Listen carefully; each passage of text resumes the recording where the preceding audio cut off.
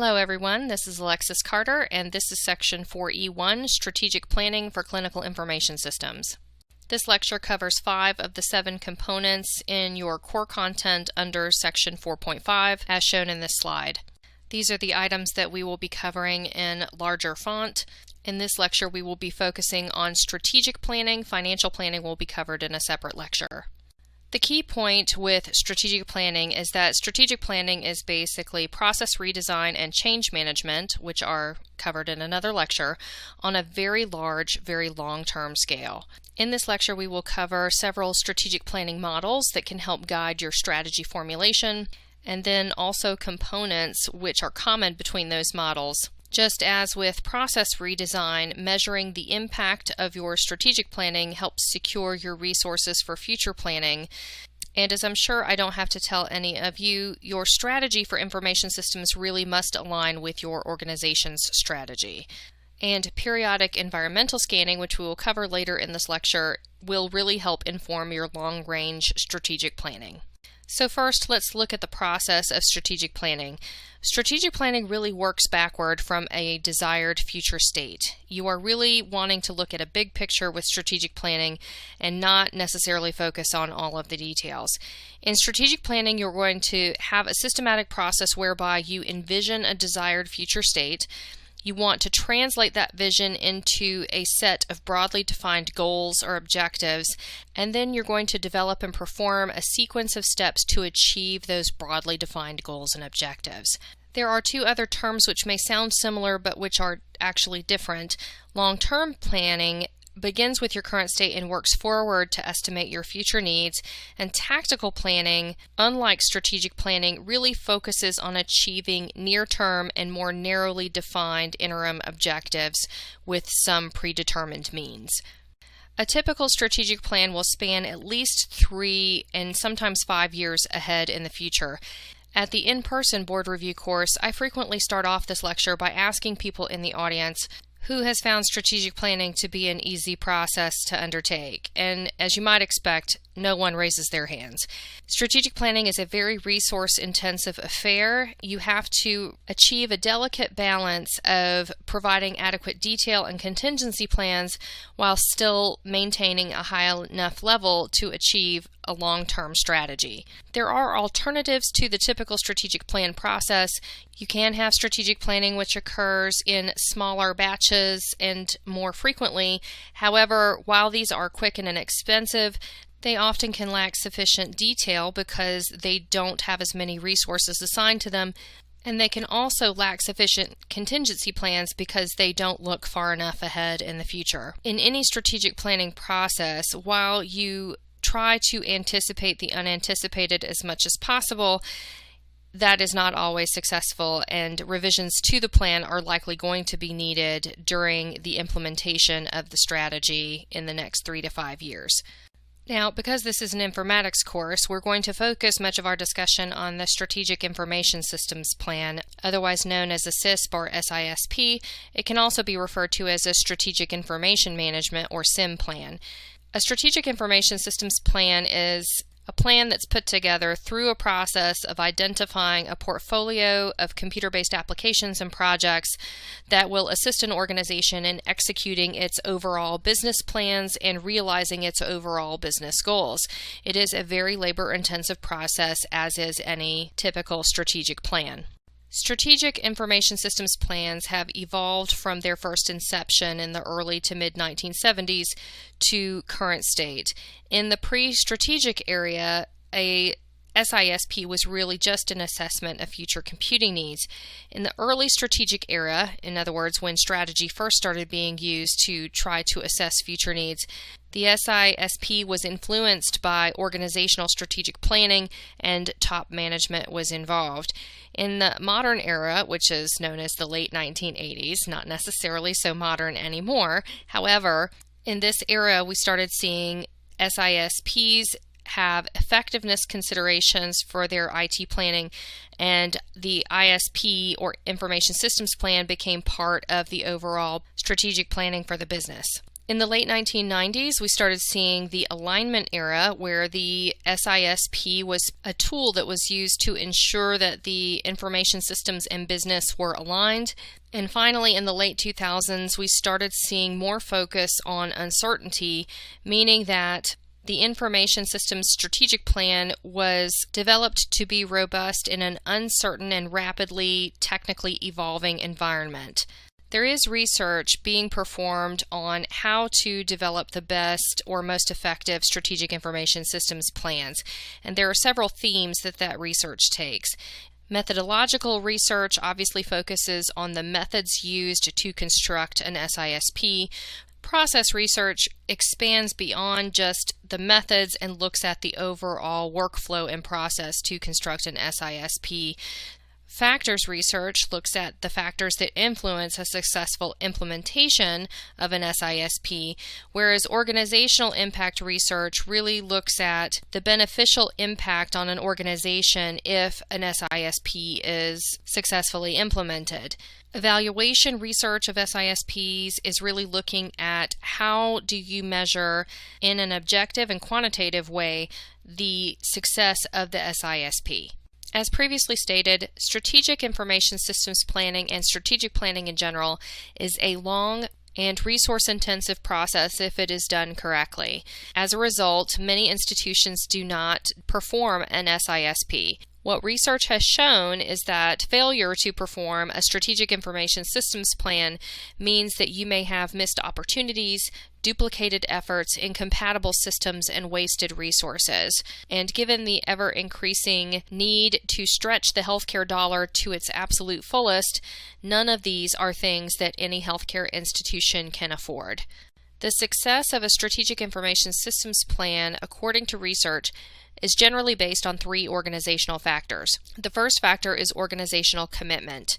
This means that the organization has committed to provide sufficient resources to develop the SISP, that management intervenes if there are conflicts in developing the SISP. However, what's interesting about organizational commitment is that if too many resources or too much planning have occurred during the SISP process, this can actually be detrimental to the success of the plan. Another factor important to the success of a strategic information systems plan is the involvement of senior management. In this case, senior management means top executives in the institution who are championing the strategic planning process and who are providing feedback and guidance to the process itself. This factor, unlike the other factors on this slide, is independently associated with the success of a strategic information systems plan. In fact, research has shown that you can't have too much of senior management involvement. A third factor, which is critical to the success of your strategic information systems plan, is the involvement of the team that is going to be implementing the plan. This is critically important to success in many research studies and is akin to the idea in lean technology, where having the people doing the work develop ideas for strategy and change is the focus. The process for developing a strategic information systems plan is similar to overall strategic planning, with a few noted differences. Just like any strategic planning process, establishment of mission and objectives, performing an environmental scan, formulating your strategy, defining how you're going to implement that strategy, and then evaluating that strategy at the end are all components of a strategic information systems plan. The differences are in the details. Obviously, each of your process steps are going to focus on your health information system software and hardware portfolios with your scope definition and organization, along with your business and competitive assessment, as well as your present status assessment. Your strategy formulation is going to focus on your information technology opportunities and strategies. Action planning will focus on organization, data and application plans, your technology plan, your information action plan, and then your project definitions and planning. And your post-evaluation and monitoring is going to be done with a focus on your healthcare information systems and software portfolio. In this slide, I've shown you some example content headers that might occur in your SISP document, and it follows the general process described on the prior slide. Importantly, in addition to an action plan to achieve your desired target or future state, contingency and mitigation plans are a very important part of an SISP and should not be overlooked. Similarly, your planned evaluation and monitoring of progress is also important, just like with process redesign and change management, because without establishing a baseline, you'll find it very difficult to compare any improvements that were made as a result of the plan. So let's consider the following question.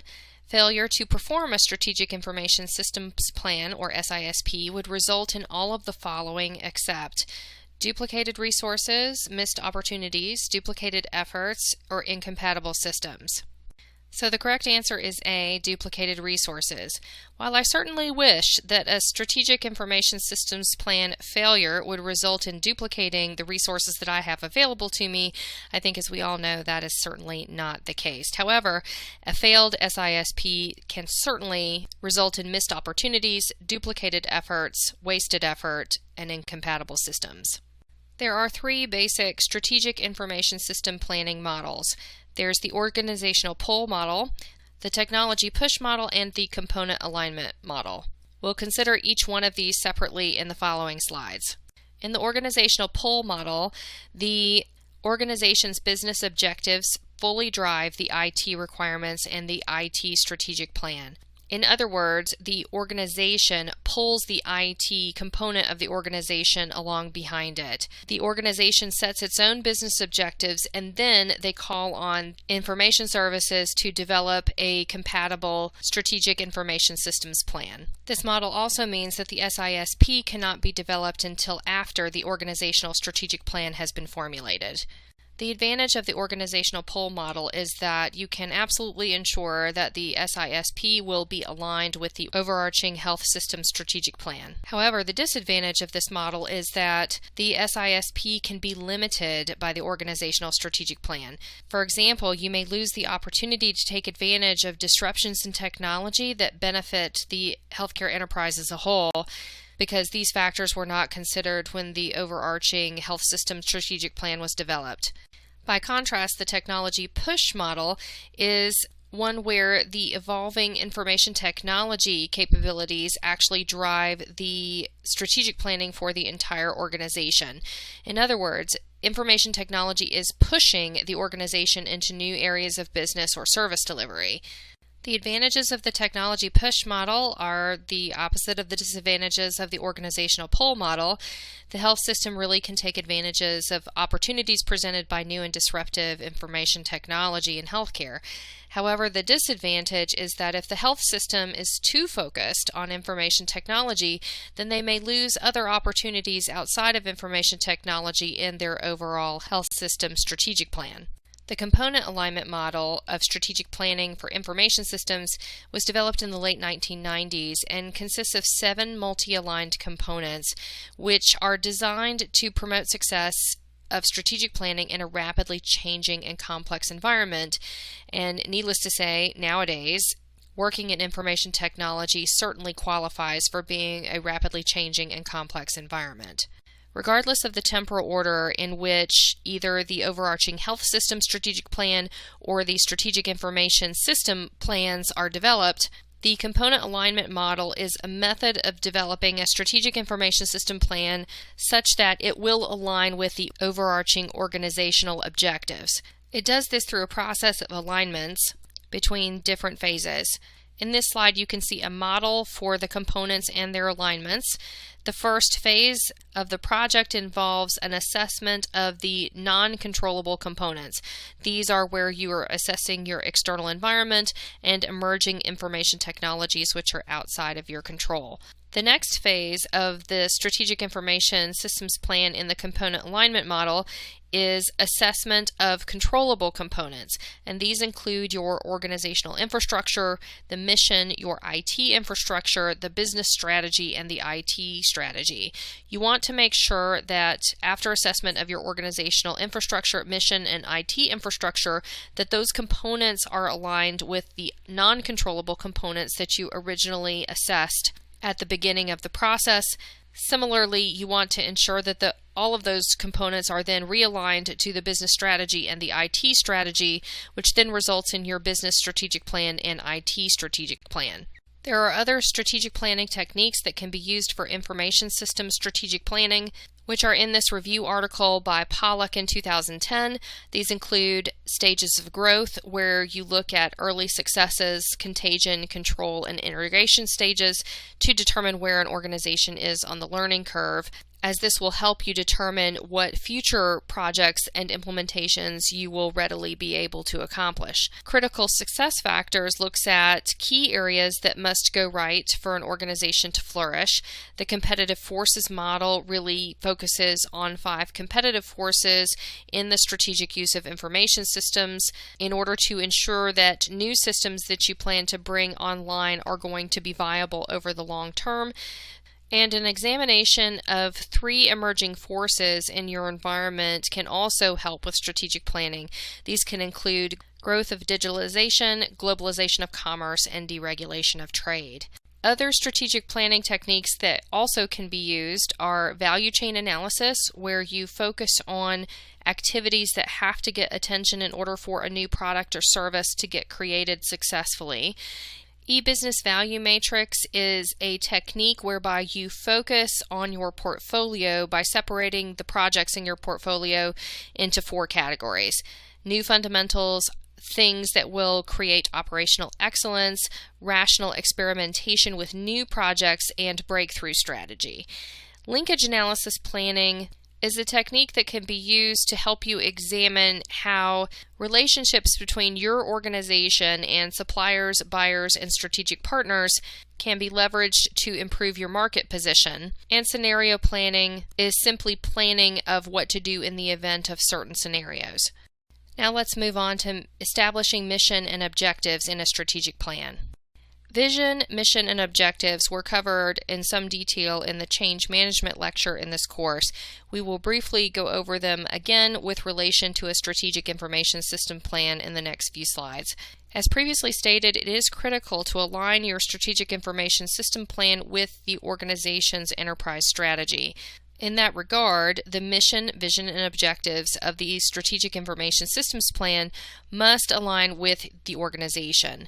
This is to ensure that information systems are able to support and enhance the quality of healthcare delivery, to enable and hopefully amplify the financial health of the organization, and also to serve as a foundation for the integration of service delivery across the enterprise. As you may remember from the change management lecture, if you've already taken that part of the course, VMOSA or VMOSA is an acronym to help you remember the components of a strategic plan, which again is a very large, very long-term form of change management. The vision is the dream. The mission is the what and why the organization exists. The objectives are how much of what you want to accomplish will be accomplished and when. And the strategies are how you're going to accomplish it, and the action plan are the action items, their assignees, and deadlines. The vision in your strategic plan should define the entity's purpose in the context of its values and really should inspire others and convey a sense of higher purpose. And this certainly needs to be represented in any strategic plan within the organization. Visions do not need to be complicated. The example from my own institution is shown on this slide and certainly reflects the vision that our IT organization has. By contrast, a mission is really to define the entity's purpose for existence and their primary objectives all in one fell swoop. A mission should be action-oriented and should describe the main function of the organization, its reason for existence, and who its customers or beneficiaries are. Another example from my own institution of our mission is to make kids better today and healthier tomorrow. Again, a mission does not have to be complicated, and a mission for the organization can certainly be absorbed by the IT division of the organization as well. The goals for a desired future state are effectively the objectives in a change management plan. These are the tangible desired accomplishments, and they should describe how the vision and the mission will be fulfilled and operationalized. Again, in a strategic plan, unlike in change management, these objectives and goals need to be very high level. But despite being high level, they should still be using the acronym of SMART in their development.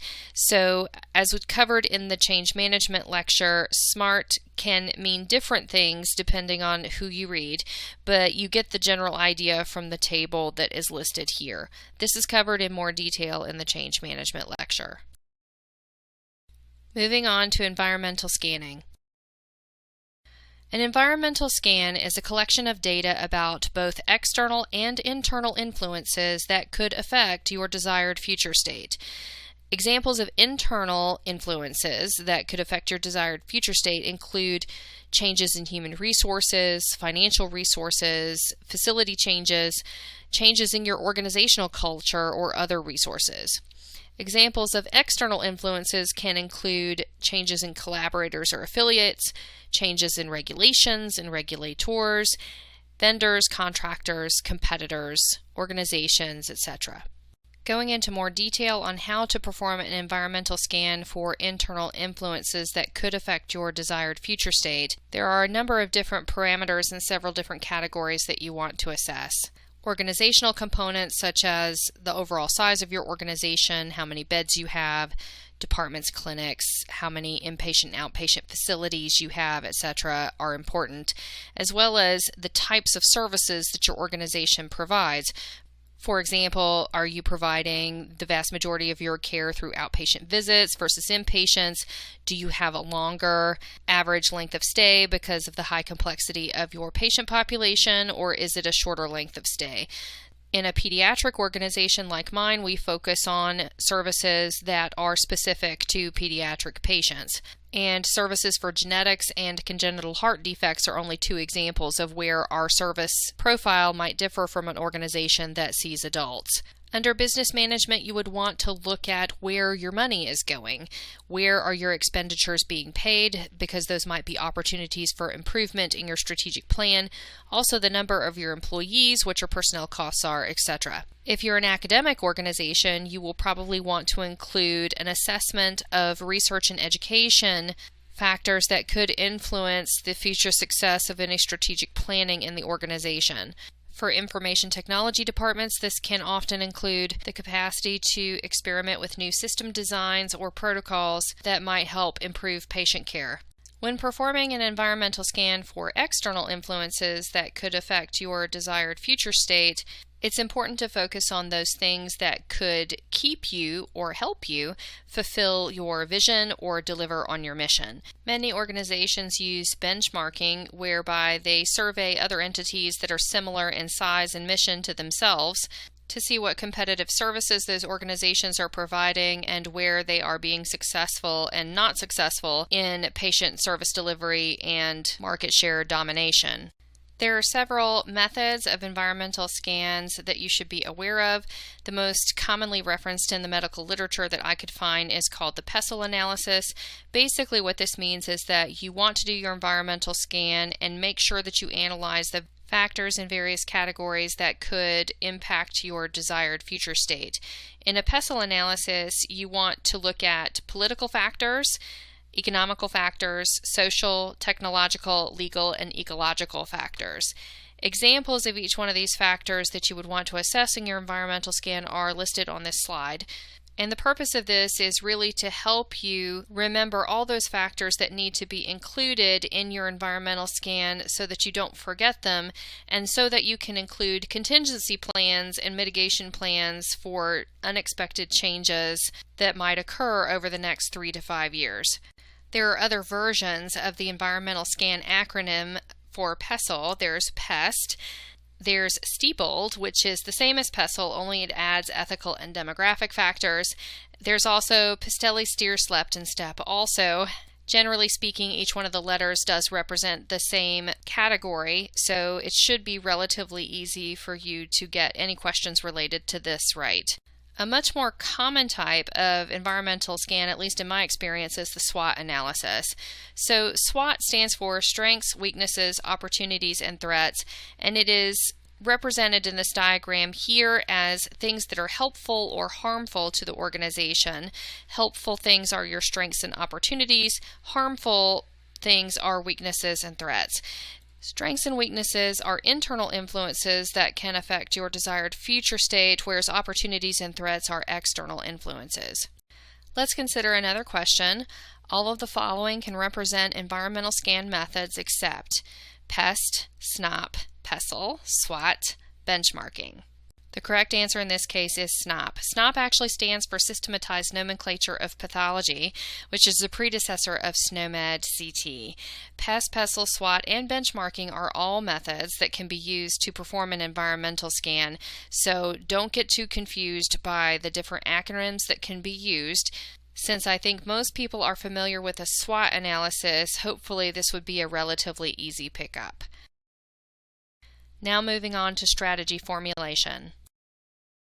When formulating your strategy, whether it be for the overall organization or for your information systems plan, the formulation really is where you are defining where you want to be in 3 to 5 years. Obviously, that needs to align with your vision, mission, and objectives, and it should respond to the SWOT analysis or any environmental scan that you have performed by preserving your strengths, resolving your weaknesses, maximizing your opportunities, and mitigating or minimizing your threats. When defining that desired future state, it is really important to get input as well as consensus from appropriate stakeholders. And it is equally important to get approvals and signatures from those stakeholders when that desired future state is defined. Once you have described your desired future state, then you go on to developing a strategy for how you're going to get there. The important things to remember in this process is that it is really impossible to achieve all of future state at once, and therefore your strategy needs to really focus on the incremental steps that the organization will need to take in order to achieve the goal. So this leads us into action planning and strategy implementation. In this part of the strategic planning process, it's important to create a portfolio of the projects at a high level that will help you implement your strategy to achieve that desired future state. Each project in the portfolio should be a stepping stone to get closer to that desired future state, and the strategic information system plan should include very high-level estimates of time, people, and money that will be needed over the next 3 to 5 years to help achieve those goals. The governance for those projects and their implementation should be defined in the Strategic Information Systems Plan, and obviously, as with all project management, all the same rules will apply. Obviously, the better aligned your action planning and strategy implementation is to the organization's strategic plan, the less deviations you will likely have. And this will also require all of the skills that you have learned within Section 4 in order to keep the organization on the right path to success. The next part of your strategic planning really needs to focus on contingency planning and mitigation strategies. For a strategic plan, because of the length of time that it covers, which is typically 3 to 5 years, you will likely have to spend more time planning for contingencies and planning possible mitigations for those contingencies than you would with any other project or change management process. With a strategic plan, because of the length of time, you really do have to try and expect the unexpected. These could be new regulations, pullback of old regulations, budget cutbacks, and other events which could bring existing problems way up to the top of the organization. The other thing that you want to include in your SISP is a change control process. Once the SISP is developed, you want to have a method by which that strategic information systems plan can be changed over the next 3 to 5 years, but you certainly don't want those changes happening in an uncontrolled manner. These change control processes usually involve the need for review and approval by various stakeholders, executive sponsors, and others in the organization before they can be implemented in the Strategic Information Systems Plan. Moving on to evaluation of the Strategic Information System planning process. In order to evaluate the success or failure of your Strategic Information System Plan, you need to record the health system's current state in such a way that the success or failure of the plan can be easily assessed. That means that you need to describe the criteria for success, in the plan itself, as well as the goals, metrics, and control processes that will be used in order to help you determine whether or not the criteria have been met. Similarly, because the criteria do not assess themselves, you should include a description of the specific resources, time, and money that will be needed to periodically monitor the progress of the plan, detect and mitigate any deviations from it, and also to detect contingencies that have arisen such that contingency plans can be enacted as needed. Obviously, where approvals are needed to acquire such resources, time, or money, those approvals should be included in the plan along with signatures and dates. Thanks so much for participating in this course and going through this lecture. There are additional references that are included as a separate document for the course, and that's a wrap for this lecture.